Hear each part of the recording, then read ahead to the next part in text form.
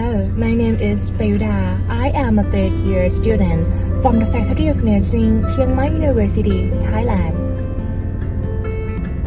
Next week, it will be my first semester of my third year class.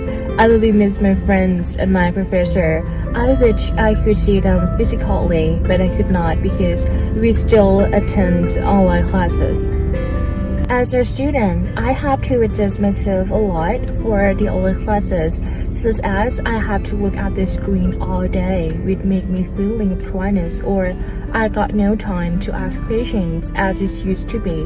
However, I think there is a good point because I can repeat the information that I have learned from the class because we have the online media to repeat the script.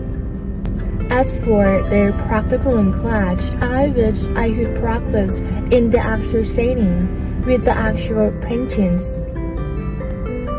The university should provide more learning material for us to learn on our convenient time, such as video media. Thank you all for letting me have this opportunity to share my experience about learning online. Thank you.